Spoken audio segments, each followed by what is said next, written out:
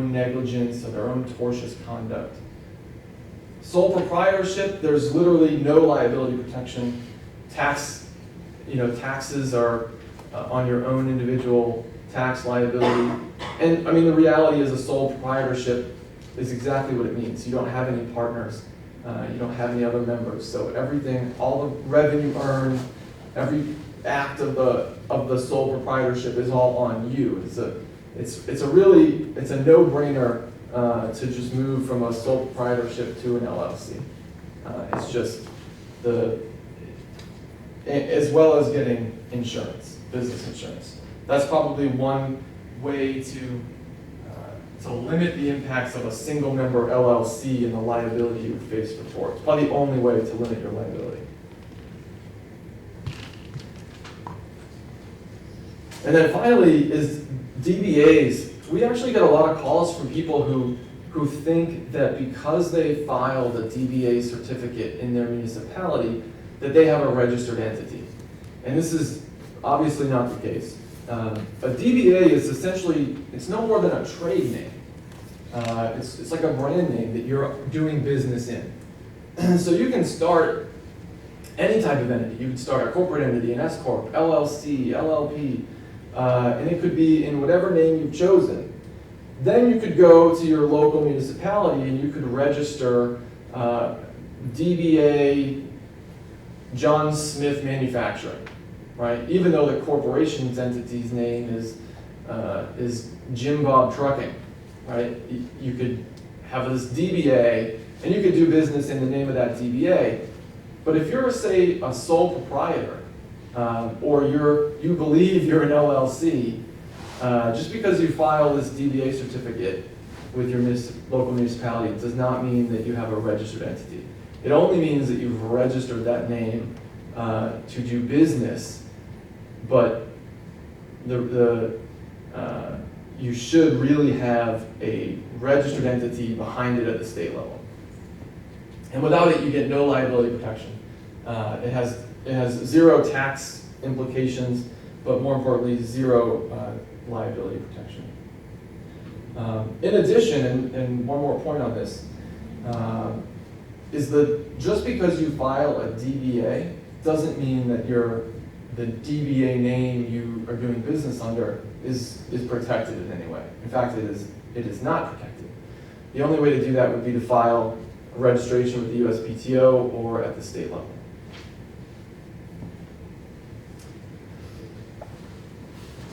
So choosing a state of incorporation, some factors to consider.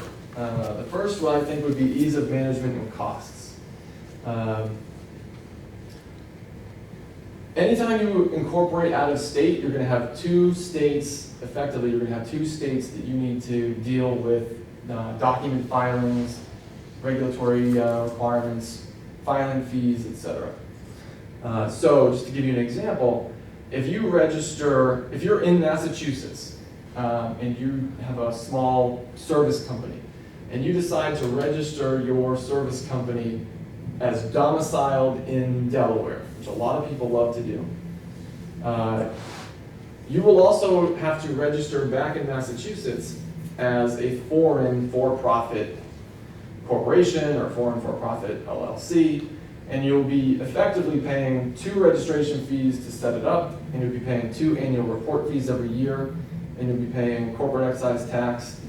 So it's really important to talk with someone or do some background research to determine whether this is even worth it. A lot of people they hear that registering in Delaware is the good way to go, that you get X, Y, Z out of it, when in reality, many people who register in Delaware do not receive any material benefit from doing so. In fact, they may receive a material disadvantage in doing so because the costs are so much greater than if they had just registered in Massachusetts. Or whatever their home state is. And then, of course, in addition to the filing costs, there's the documents that you'd have to fill out and file. You have to file documents in, say, Delaware, you have to file documents in Massachusetts every single year. Then the type of financing that you plan to do is certainly relevant. And I say that because I ask new clients this all the time. What are your plans for this company? And what do you need to get this company off the ground? We had an app developer come to us. He had designed an app, and our first question was, what do you want to do with it? Do you want to run the business yourself? Is that your plan? Do you need financing to get this company off the ground? Or do you intend at some point down the road to build the company up and then sell it off for a big profit? Because it matters in not just determining the type of entity to start, but where to register it.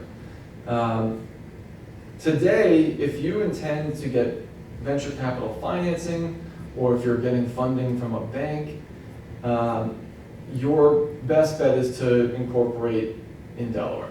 There's really just no other state. Maybe a couple other ones that are coming around, like South Dakota is getting kind of popular. They have great tax-friendly laws for businesses, but Delaware is still by far the more favored state for VC financing, investment bank financing, and I'll get into why in a moment. But if you're just getting, friends and family funding, and you're doing business in Massachusetts, there's really no compelling reason to register in Delaware. You just have one or two owners. It's a small services company. You're not getting money from an institution. Then there's no sense in taking on the additional cost, the additional filings of incorporating in Delaware. As well as if it's owner financed. It just doesn't make any cost sense or hassle sense. And then one other thing to consider too is taxes. Yes, there are states that have more favorable tax regimes, but really you're going to be taxed on where the income was earned anyway. So at the end of the day, if you earn income in Massachusetts, you're going to be paying tax in Massachusetts. So the last issue here on the list is choosing a state, Massachusetts versus Delaware. I'll get into a little bit more detail here because it's a very common question that we get. Why do people incorporate in Delaware to begin with? There's a handful of reasons. I think the first one is case law and statutes that protect founders and boards, officers from shareholders. Although I also think they kind of protect shareholders too. The reason is that in Delaware, the contract is king. So the operative document, the operating agreement, shareholder agreements, bylaws, excuse me, all of those things are given the utmost and most enormous weight in Delaware in their court systems, which allows the parties to really customize and gives them a lot of flexibility in the rights and obligations between parties, and the courts will uphold that, almost to a fault.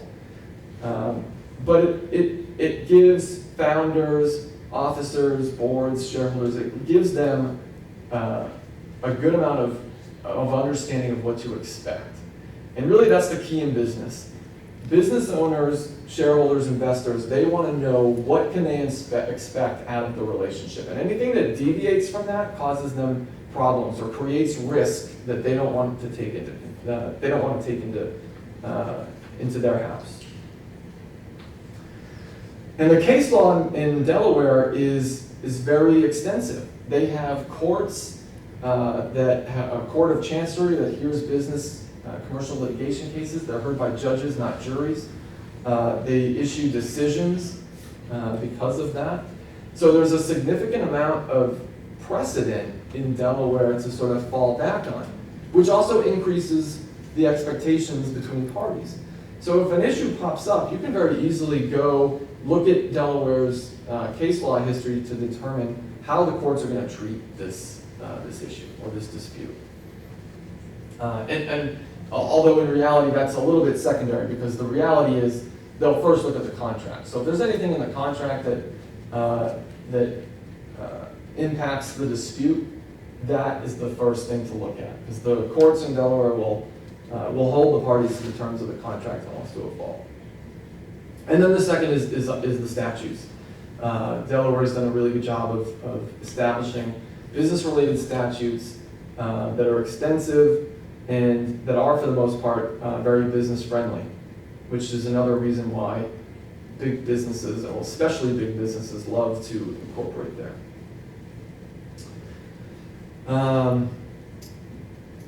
The costs in Delaware is relatively inexpensive to incorporate it, and as well as annual fees.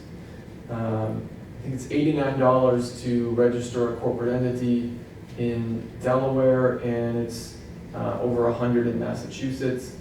But keep in mind, Delaware still imposes a corporate excise tax, which is kind of sizable.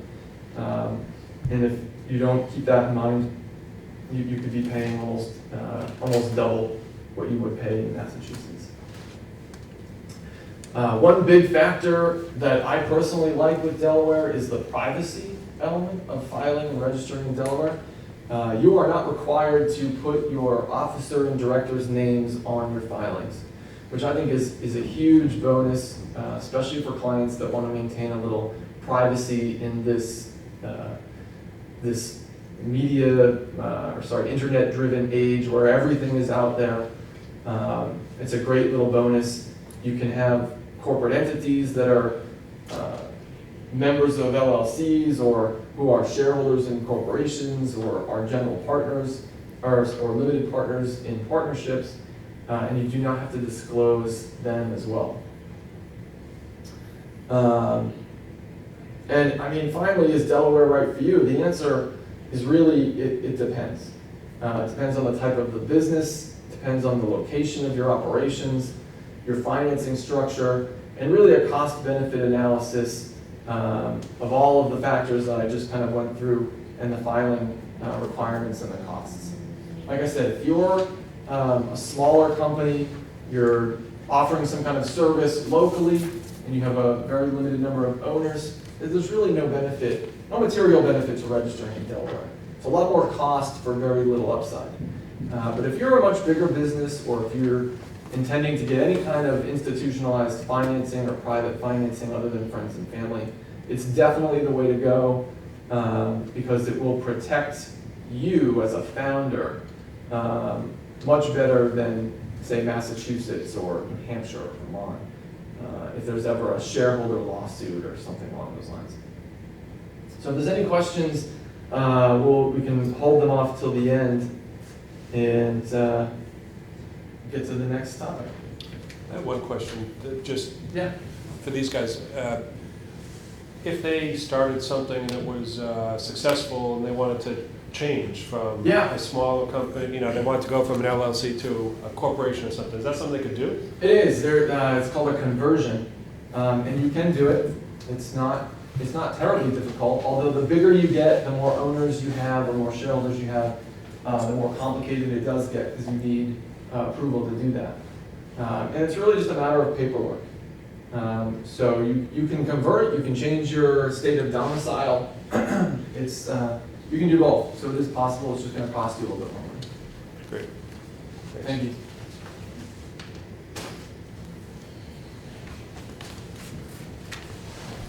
Thank you, Travis. Next we have Eric, also from the Jacobs Law. He's going to be talking about trademarks and protecting your business.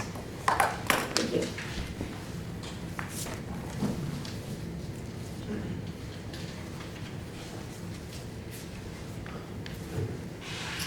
Thank you, Christine. My name is Eric Moreno. I am an associate at Jacobs Law. Graduated from Suffolk myself in 2013, so I've been practicing about 2 years now, mainly focusing on assisting small businesses.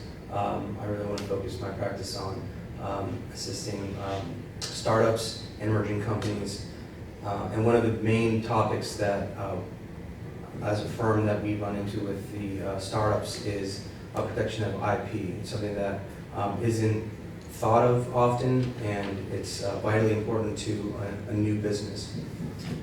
And as far as intellectual property, trademark is definitely the most important, or at least it comes up the most often with our clients. So what is a trademark or a service mark? First of all, a trademark and a service mark are basically the same thing. Trademarks protect goods, while service marks, they protect services. So a trademark is a word, phrase, symbol, design, or combination that identifies and distinguishes the goods or services of one enterprise from another in commerce. Everyone knows the Nike swoosh, everyone knows the Adidas symbol. Those are trademarks. They can be symbols, but also the word Nike, the word Adidas are also trademarks. So why do you need a trademark? For a new business, for an established business, it is extremely important for your marketing and building your brand. Logos or brands, they can convey many messages to the consumer regarding the company, its reputation. It makes it a lot easier for the customer to identify where the goods are coming from. And symbols especially, they don't require language. So someone from China, someone from Ecuador, it doesn't matter. They can look at that swoosh and they know right away what it is. And on top of it, it's an asset. When you develop a reputation and you have a trademark, it increases in value, and it's something that you can use for your business. If you want to sell your business at a later time, it's an additional asset to have. So as far as trademark protection, there's a few different regimes that are set up. Travis, thank you for stepping over a lot of material that I was going through, but sorry, that's what happens when you're the boss, you get to do that, right? So there's federal and state law protections available. Under the federal registration, the mark receives protection nationwide when you register with the United States Patent and Trademark Office. When you register with the state, it provides protection of the mark only within the state. The Jacobs Law, for example, is trademark within Massachusetts only because we only practice in Massachusetts.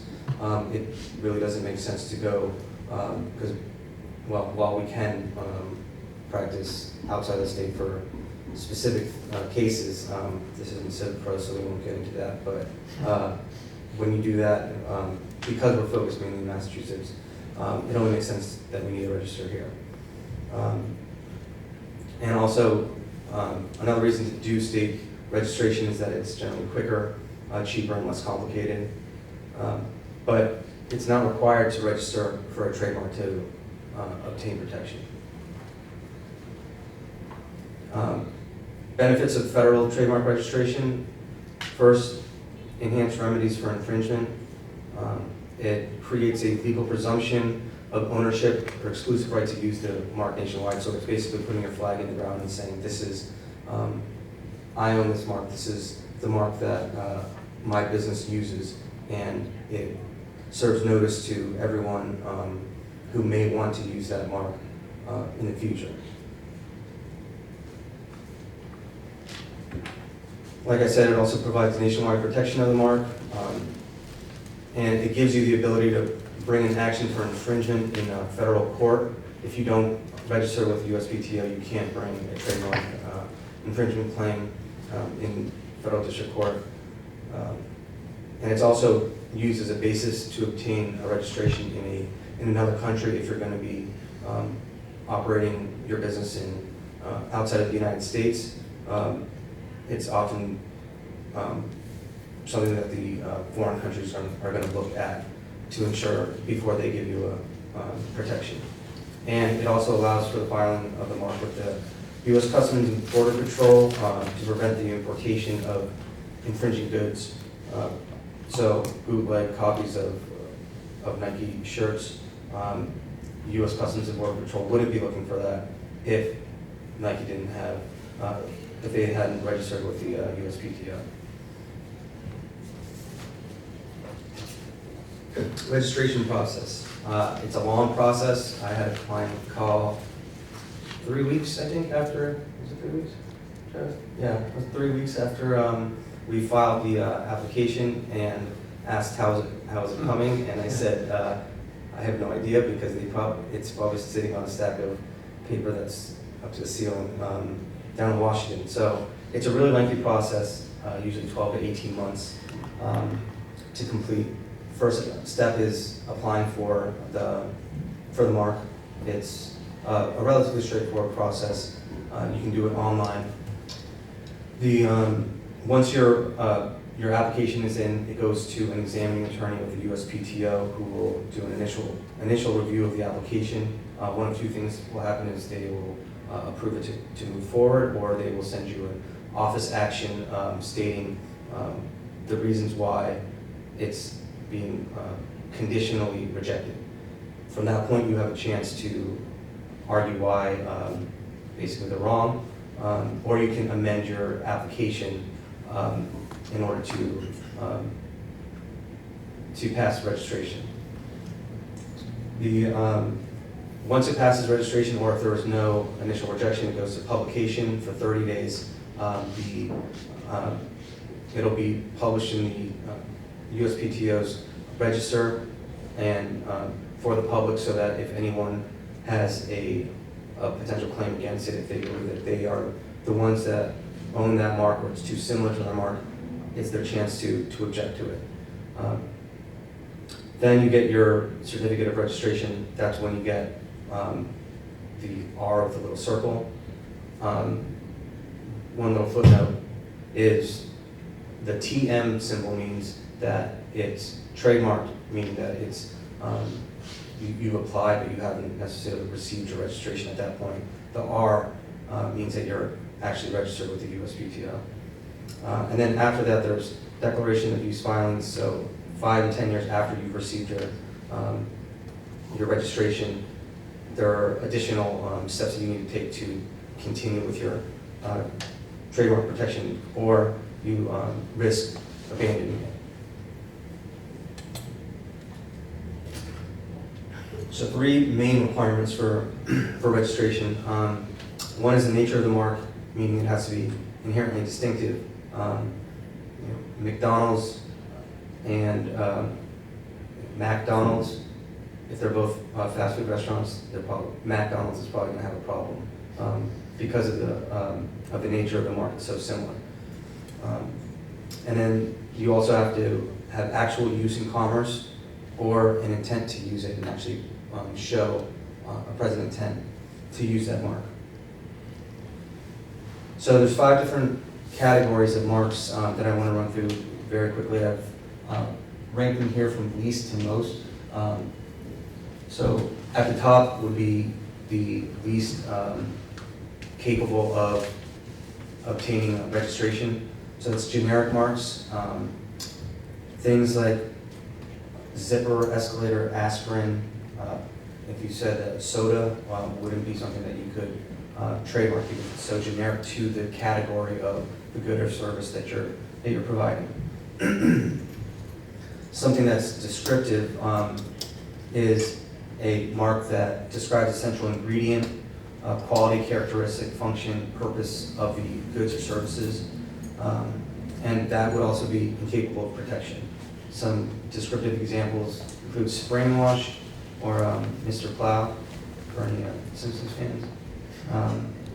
But descriptive marks that develop secondary meaning may be capable of protection. So secondary meaning is established when the consuming public primarily associates your mark with